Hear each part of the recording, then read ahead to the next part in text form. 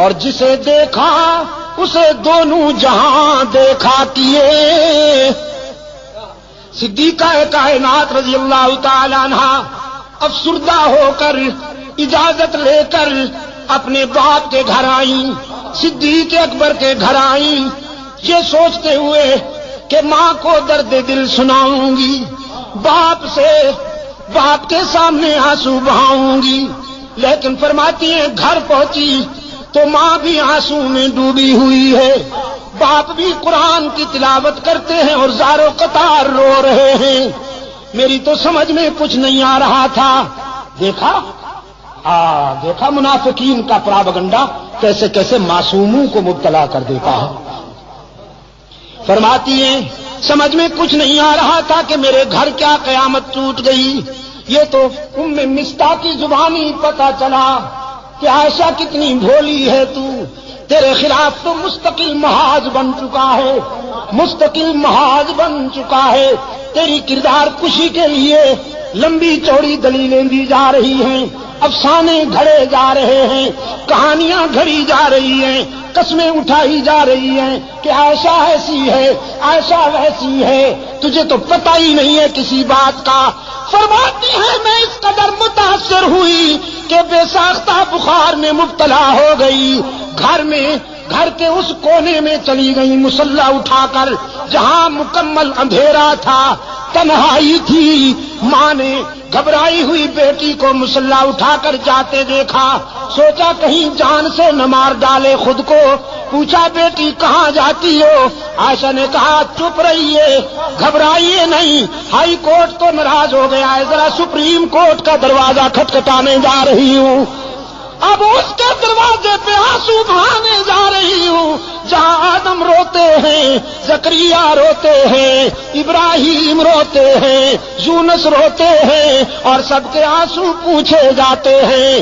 آج اس کے محبوب کی عائشہ بھی آنسو کا نذرانہ لے کر جا رہی ہے، اللہ کی عدالت میں اپیل کرنے جا رہی ہوں، میرے معبود میرے کردار کو کوئی اور جانے یا نہ جانے، لیکن تو میرے کردار کو بھی جانتا ہے، افکار کو بھی جانتا ہے۔ یہاں عائشہ نے آنسو کی برسات میں اللہ کی عدالت میں اپیل کر دی، وہاں رحمت عالم صلی اللہ علیہ وسلم نے صحابہ کا اجلاس بلا لیا، صحابہ کا اجلاس بلا رکھا ہے، میرے آقا نے فرماتے ہیں بتاؤ کیا کروں، عائشہ کے معاملے میں رائے دو، کیا کروں؟ صحابہ رو رہے ہیں، کسی میں جرأت گفتار ہی نہیں، آنکھیں برس رہی ہیں، سسکیاں سنائی دیتی ہیں، آہوں کی آواز آتی ہے۔ رحمت عالم فرماتے ہیں بولو نا، عائشہ کے معاملے میں کیا کروں، لوگ ایسی ویسی باتیں کر رہے ہیں۔ ایک آواز آئی اللہ کے رسول اگر عائشہ سے آپ زیادہ ہی کبیدہ کھاتے رہیں، اگر آپ کا دل زیادہ دکھ گیا ہے تو آزاد کر دیجئے، نبی کو بیویوں کی کمی تو نہیں، بس یہ آواز اٹھنی تھی کہ فاروق اعظم زارو قطار روتے ہوئے اٹھ کھڑے ہوئے، عرض کیا اللہ کے رسول یہ فیصلہ تو بالکل آخری ہوگا، پہلے یہ بتائیے کہ عائشہ کو آپ کی رفیقہ حیات بنانے والا کون ہے؟ پہلے یہ بتائیے کہ عائشہ کا رشتہ منتخب کرنے والا کون ہے؟ اس نسوانی پیکر کو آپ کے خانوادہ اقدس میں بھیجنے والا کون ہے؟ پہلے یہ ہمیں بتائیے، ہم اس سے پوچھیں گے کہ تم نے کس کے لیے کون سا رشتہ منتخب کیا تھا۔ رسول کی انگلیاں آسمان کی طرف اٹھ گئی، اللہ کے رسول کے خاموش کنارے نے، خاموش اشارے نے بلاغت کے دریا بہا دیے، فصاحت کے سمندر موجزن کر دیے۔ رسول کی انگلیاں آسمان کی طرف اٹھی، فاروق کی تلوار نیام سے نکل آئی، عرض کیا اللہ کے رسول جس نے عائشہ کو آپ کے گھر میں آپ کی بیوی بنا کر بھیجا ہے، آپ کے گھر سے نکالنے کا اختیار بھی اسی کو ہے، عائشہ پر تنقید کرنے والوں کو میری تلوار کے حوالے کر دیجئے، ان سے میری تلوار نمٹے گی، انہیں تو میں سمجھوں گا۔ رحمت عالم صلی اللہ علیہ وسلم کی آنکھوں میں آنسو تھے، لبوں پہ مسکراہٹ چمک گئی، فرمایا جزاک اللہ ابن خطاب، جزاک اللہ، تو نے میرے دل کی گرانیاں دور کر دی، تو نے میرے ذہن کی گرانیاں دور کر دی، جزاک اللہ میرے عمر۔ بس فیصلہ وہیں سے ہوگا۔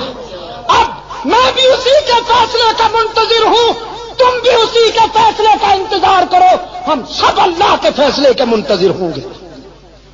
یہاں سے نعرہ تکبیر، نعرہ تکبیر، اسلامی انقلاب، شان صحابہ، شان صحابہ، مولانا عبد المجید شاہ ندیم، مولانا ضیاء الرحمان فاروقی، حضرت مولانا محمد ایوب جان پنوری، چترال کے غیور عوام، مجاہدین افغانستان،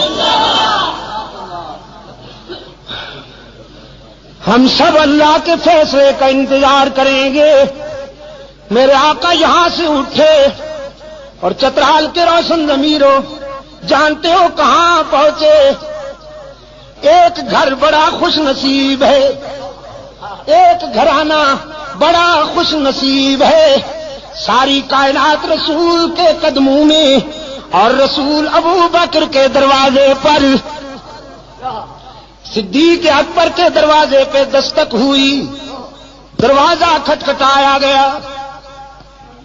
حضرت عائشہ کی غمزدہ ماں نے ڈوبی ہوئی آواز میں پوچھا، من بالباب، کون ہے؟ ہمارا دروازہ کھٹکھٹانے والا کون ہے؟ بس چھوڑ دو ہمیں اپنے حال پر، ہمیں کیوں ستاتے ہو، ہمیں کیوں تڑپاتے ہو، ہمیں اپنے حال پہ رہنے دو۔ باہر سے کوثر و تسنیم میں دھلی ہوئی آواز بلند ہوئی، ابو بکر کے گھر والوں دروازہ کھولو نا، تمہارے دروازے پہ آسمان رسالت کا سراج منیر آیا ہے، عبداللہ کا یتیم آیا ہے، محمد عربی آئے ہیں، دوڑتی ہوئی آئی ہے۔ حضرت عائشہ کی والدہ دروازہ کھولا، رحمت عالم صلی اللہ علیہ وسلم کو دروازے پہ موجود پایا، عرض کیا اللہ کے رسول آپ، صبح صادق طلوع ہو گئی، شام غم کو سویرا مل گیا۔ رحمت عالم صلی اللہ علیہ وسلم نے فرمایا باقی باتیں بعد میں، پہلے یہ بتاؤ میری عائشہ کہاں ہے؟ عائشہ کہاں ہے؟ اور حضرت عائشہ فرماتی ہیں میں اپنی والدہ اور اپنے آقا کے الفاظ سن رہی ہوں، میرے دل نے تقاضا کیا کہ اٹھوں اور دامن رسول سے چمٹ کر جی بھر کے رو لوں، سارے دل کا بوجھ اتار دوں، لیکن پھر میرے ضمیر نے میرے قدم روک لیے۔ کہاں جاتی ہو؟ جس کی عدالت میں اپیل کی ہے، ذرا وہاں سے فیصلہ تو ہو لینے دو۔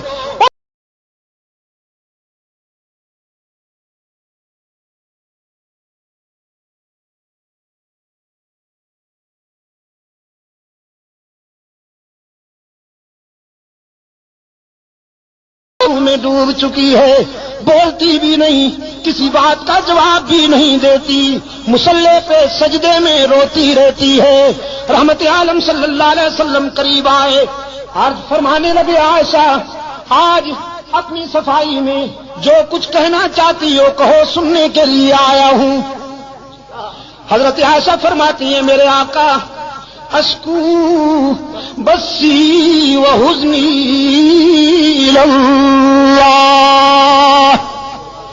آج میرا وہی حال ہے جو ابو یوسف کا تھا۔ فرماتی ہیں میرے غم و حزن کا یہ عالم کہ یعقوب علیہ السلام کا نام ہی بھول گیا، ابو یوسف کہہ کر گزارا کیا۔ آقا میں آج کیا کہوں بھی تو لوگ نہیں مانیں گے، جو کچھ کہنا چاہتی تھی علیم بذات الصدور کو کہہ بیٹھی ہوں، اور اسی کے فیصلے کی انتظار کر رہی ہوں۔ وہ یوسف پر الزام کی صفائی دینے والا ہے، وہ موسیٰ پر الزام کی صفائی دینے والا ہے، وہ عیسیٰ پر حضرت مریم پر لگائے جانے والے الزام کی برات کرنے والا ہے۔ آج ابو بکر کی بیٹی بھی اسی کے دروازے پہ رو رہی ہے، میں نے جو کچھ کہنا تھا اسی کو کہہ بیٹھی ہوں۔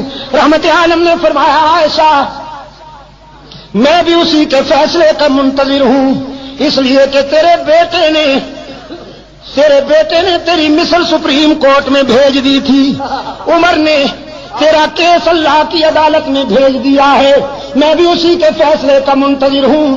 صدیقہ فرماتی ہے میں نے سوچا وہ بڑا بے نیاز ہے، نہ معلوم کب فیصلہ آئے گا، یہ تو معلوم ہی نہیں تھا مجھے کہ ہمیں میدان و ہمیں گو۔ حضور بیٹھے، چہرے پر وہ پسینے کی بوندیں چمکنے لگی جو وحی کے وقت ہوا کرتی تھی، چادر اوڑھ لی اور جسد اطہر پر وہ کپکپی طاری ہو گئی جو وحی کے وقت ہوا کرتی تھی۔ میں سمجھ گئی کہ کال مل گئی ہے، رابطہ قائم ہو گیا ہے، کانپتی ہوئی اٹھ بیٹھی، دیکھوں فیصلہ کیا ہوتا ہے۔ ماں بھی قریب آ بیٹھی ہے۔ رحمت عالم صلی اللہ علیہ وسلم پر کچھ دیر وحی کی کیفیت طاری رہی، پھر حضور نے چہرہ اطہر سے چادر اٹھائی۔ حضرت عائشہ فرماتی ہیں میں نے غور سے چہرہ رسول کو پڑھا اور رسول کے چہرے پر نظر پڑتے ہی میرے ضمیر نے مجھے بشارت دی، عائشہ مبارک ہو تو کیس جیت گئی، تیری شام غم ختم ہو گئی۔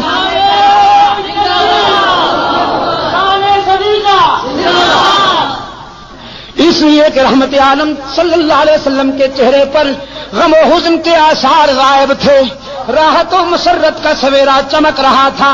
چادر ہٹاتے ہی رحمت عالم صلی اللہ علیہ وسلم نے فرمایا عائشہ مبارکباد دیتا ہوں، اے صدیق کی بیٹی، تیرے مقدر کا کون مقابلہ کرے کہ موسیٰ پر الزام لگے تو ایک عورت وکیل صفائی بنتی ہے، یوسف پر الزام لگے تو ایک لڑکا وکیل صفائی بنتا ہے، مریم پر الزام لگے تو عیسیٰ بچہ وکیل صفائی بنتا ہے، لیکن ابو بکر کی بیٹی یہ تیرا مقدر ہے کہ جب منافقین نے تجھ پر تنقید کی تو خود رب العالمین وکیل صفائی بن گیا، خود رب نے تیرے کیس میں وکالت کی ہے۔ اور قرآن اترا الخبیثات للخبیثین والخبیثون للخبیثات والطیبات للطیبین والطیبون للطیبات اولئک مبرؤون مما یقولون لهم مغفرۃ ورزق کریم۔